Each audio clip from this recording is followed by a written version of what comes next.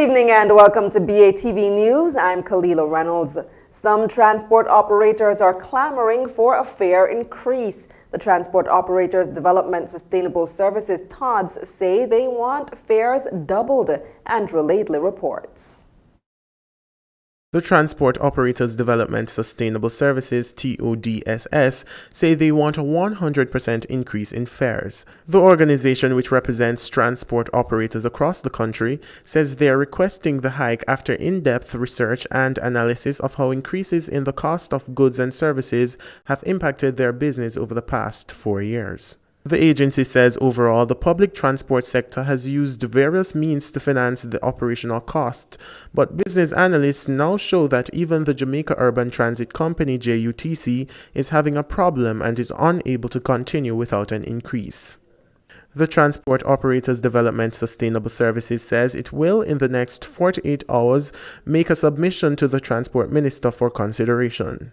The transport operators say while they understand the response from the traveling public, it must be understood that it makes more business sense to request an adjustment in fares than to have to pull their units from the road because they cannot finance operational costs.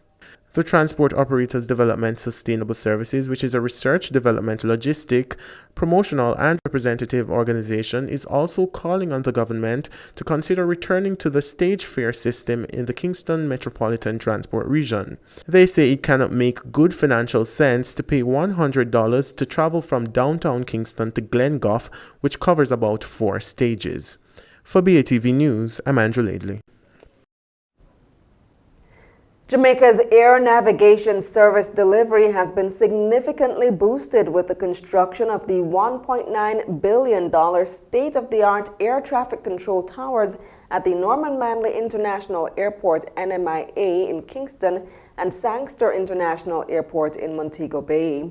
The 131-foot structure at NMIA was commissioned into service by the Jamaica Civil Aviation Authority, JCAA, in November. It replaces the previous facility, which served the airport for over 40 years. The new tower at the Sangster International Airport is slated to be commissioned into service this year. Both towers were built by Canadian contractor Intelcan and forms part of the government's comprehensive almost $5 billion modernization program for the Civil Aviation Authority. Transport and Mining Minister Mike Henry says the new facility is a symbol of modernity, signaling Jamaica's evolution as an aerospace industry powerhouse.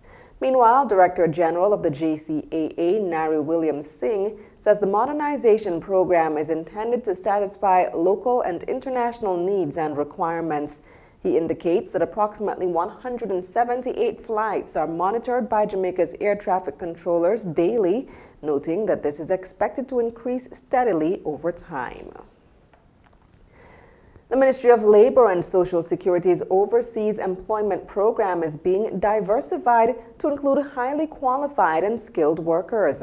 Since the beginning of December 2016, the ministry has been actively recruiting information technology specialists to work in North America as part of a pilot program being undertaken in partnership with the Jamaican diaspora in the United States. Minister of Labor and Social Security Shahini Robinson says the ministry is grateful for the partnership and hopes that the pilot program will be a success. Interested persons are required to have computer science degrees and a minimum of 3 years work experience in the field of computer science. In addition, the minister informed that the ministry is also seeking candidates to fill positions at a prominent company that provides operational support at the U.S. Naval Station in Guantanamo Bay, Cuba.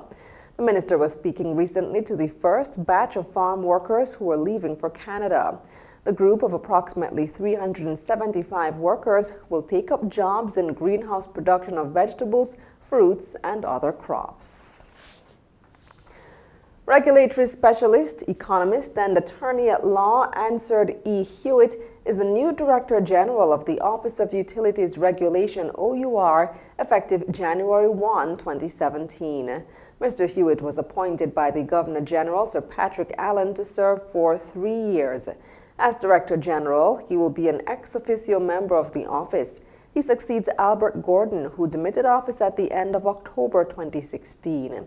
Mr. Hewitt was formerly the OUR's Director of Regulation, Policy, Monitoring and Enforcement, and has over 25 years' experience working and providing leadership at various levels in quasi-judicial organizations. Chairman of the OUR, Joseph Matalon, congratulated Mr. Hewitt on his appointment as head of the organization. He also reaffirmed the continued commitment of all members of the office to support the Director General and to ensure that under his leadership, the OUR will continue to perform its regulatory functions with efficiency and keen regard to the public interest. Mr. Hewitt joined the OUR in February 2000. And still to come, VMBS investing billions in technology upgrade. The details after the break.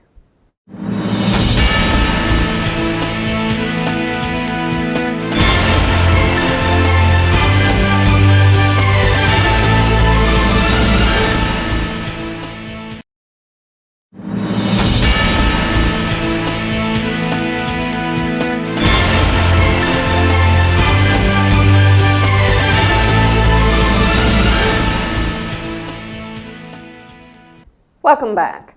Victoria Mutual Group's president and CEO Courtney Campbell says the company is investing over $14 million to improve its information technology infrastructure and provide enhanced internet banking services. Nordia Francis Williams tells us more. Plans for 2017, but first, the company is ensuring that its systems are upgraded. Right now, we are currently implementing IT projects of over $14 million, right? And that's a lot of projects at the same time. But those are investments in improving internet banking, in improving how accounts are opened and the information shared across the business, in improving our AML monitoring, and upgrading our core banking systems. Mr. Campbell says the company will roll out several new product offerings in 2017. And so internet banking will be better. We're going to be offering mobile banking. We're going to be having a much better experience when you just establish your relationship with us as a member of the group.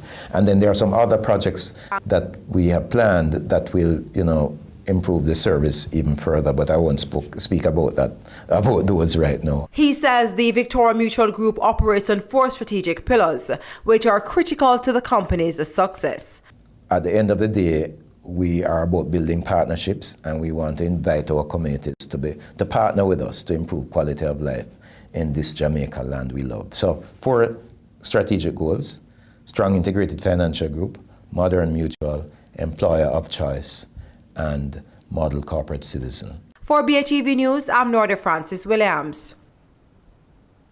CEO of the Jamaica Stock Exchange, JSC, Marlene Street Forrest, says better governance and fiscal prudence by the government and regulated companies helped to improve the Jamaican economy. She says a commitment to introducing an independent and for measuring good governance has also been upheld. Anthony Morgan reports. The JSC CEO says there are more tools today to measure how well companies are doing. She says the Corporate Governance Index, CGI, is one such tool which was launched last year. The launch was intended to sensitize our listed companies on the components of the index and the measurement criteria. And we are happy to report that we have had positive feedback and constructive comments from our listed companies. She says the index will now be monitored by an oversight committee. We have now commissioned an independent monitoring and evaluating committee for the CGI. We are pleased to inform you that the monitoring and evaluation committee will be accomplished through a body for which the PSOJ Corporate Governance Committee will have oversight responsibility. Mrs. Street Forrest says the CGI will improve the standards of governance and is to be published later this year. By September 2017, the index, which will be refreshed twice yearly, will be officially published. For BATV News, I'm Anthony Morgan. The police are being urged to take a firm stand against persons who illegally burn sugarcane, which has resulted in significant loss of income for farmers. Minister of Industry, Commerce, Agriculture and Fisheries Carl Zamuda says cane farmers must be protected against the practice, which can wipe out their means of survival for entire families and communities. Minister Zamuda explained that sugarcane needs to be harvested and milled immediately after being burnt or be useful for sugar production. However, he says he's hopeful that Jamaica will see significant improvement in sugarcane production this year. He says due to an increased rainfall and overall good weather over the past year, the industry is in a much better place. The minister was speaking at a media briefing held at the ministry's offices in Kingston recently.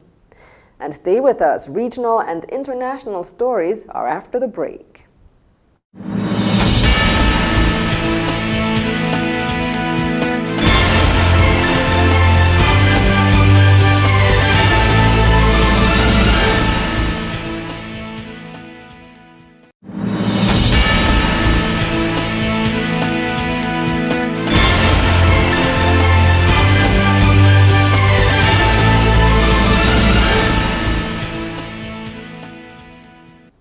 Welcome back. It's time now for regional and international news. Businessman Jovenel Moise is set to be installed as the new president of Haiti, ending weeks of uncertainty following the November 20, 2016 election. An election tribunal stamped its approval on Moise's election win yesterday as it ruled out allegations of massive fraud at the polls. Spokesman for the tribunal, Nico Simeon, declared that Moise, who campaigned on behalf of the Bald Heads Party PHTK, led by former President Michel Martelly, won 55.6% of the votes. His closest rival, Jude Celestin, only mustered 19.5% of the vote. The tribunal's declaration is being seen as vindication for Moise, who had won the first round of the election in October 2015. Those results were scrapped after authorities ruled there was widespread fraud. He's expected to be sworn in on February 7 and will take over from interim President Jean-Rolerme Privé, who was appointed after Martelly left office in February last year without a successor in place. In an interview last month with the Associated Press, Moise said his first priority would be to improve the lives of Haiti's poor, who've been struggling to rebuild their lives following the 2016 passage of Hurricane Matthew and the catastrophic January 2010 earthquake. Amazon shipped 50% more items for third-party vendors this holiday season when compared to 2015. The company also doubled its total amount of shipments for 2016 overall. Bobby Rebel reports. Amazon shipped 50% more items this holiday season than last for third-party vendors, and it doubled the amount for 2016 overall. The world's biggest retailer already said the 2016 holidays were the best ever shopping season, but high spending on warehouses and video production are expected to drag on its profits. Amazon reports earnings on January 26th. Jeffrey Daston covers the story for Reuters. The news does offer some hope for investors who were concerned about Amazon's profits after a forecast last year saying it would earn anything from nothing to $1.25 billion, a huge range. Next up, Amazon is building its own fleet of planes to handle the rise in orders and supplement shipping that it contracts out to companies like FedEx and UPS. China has become one of the world's largest importers of wine. As demand grows, Chinese investors are eyeing vineyards around the world, including in the western Canadian province of British Columbia. Al Jazeera's Danielle Lack reports. On the hills above Lake Okanagan, it's harvest time. A warm, dry summer means this year's grapes are sweet and abundant. I just like to check the color, basically just drip into my hands, see where we're getting. Winemaker Steve Latchford takes a hands-on approach. He says local conditions are perfect. We're pretty lucky in the Okanagan to have the weather that we do. The climate's pretty beneficial for grape growing. So we've basically got all of Europe's growing regions encompassed in about a 120-kilometer stretch. Interest in Canadian wine and Canadian wine country is growing. What used to be a relatively sleepy domestic industry is increasingly international. And it's not just the products, it's also the property. Gunter Lang came from Germany to found this winery 35 years ago. Now it's owned by a Chinese company, one of dozens investing in the British Columbia wine industry. Unlike residential real estate, where Chinese investment has been controversial, Lang says it's welcome here and necessary for growth. It's not always the person who is behind, it's the thing, you know. For me, the same. I don't have to own things. Sometimes life is a lease, whatever it is. This one's 1997. Just down the hill from Lang's, Henry Bian manages a winery acquired 3 years ago by his Beijing-based uncle. And he quickly acquired a taste for the new family business.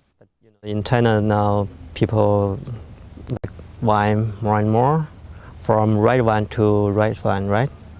And now ice wine is our work. What do you tell your friends from China about this wine? I just let them try some like this, have a taste. They feel good. Real estate companies say there are two reasons the Chinese come to Canada's wine country. It's a safe place to invest with rising property values and political stability. And as incomes rise in China, there's a growing market back home where people are drinking more and more wine. And the neat thing about China is you can pick a secondary city with 6 million people and you might be able to sell plenty of wine just to that city, right? You don't have to think about the whole country. Traditionally, winemaking in this part of Canada has been as much a passion as a business. That's changing as the Chinese say cheers to the vineyards of the Okanagan Valley. Daniel Lack, Al Jazeera, Naramata, British Columbia. Stock markets have started 2017 on a largely upbeat note, but investors are worried Donald Trump will carry through with threats to slap heavy tariffs on Chinese goods. Tara Joseph reports. Tokyo markets jumping in their first trading day after new data flagged a bright outlook for manufacturers. Across Asia, major markets are kicking off 2017 on a solid note, with economic growth still expected to outpace other parts of the world. But behind the solid start, there are growing concerns in a region economically dominated by China. Asian markets are riding the tailwind of a blazing Wall Street rally right now, but with just over 2 weeks until Donald Trump becomes the next president of the United States, many investors are worried about what could happen if he moves ahead with plans to slap heavy tariffs on Chinese goods. A trade war between the U.S. and China could have a destabilizing effect across Asia, with the world's second largest economy powered by manufacturing and trade. A massive range of Western household names, from Korea's Samsung TVs to Apple iPhones, are produced in China, and any impact there could have serious consequences. China's currency is already limping behind the rising U.S. dollar, and the country's huge stash of foreign reserves is likely to fall below $3 trillion, its lowest point in more than a decade. So far, markets are taking threats of a trade war in their stride, focusing instead on the nuts and bolts of earnings. But in time, the threats and harsh words predicted by many could send worrying ripples across the economic landscape. Stay with us. Talking Stocks is after the break.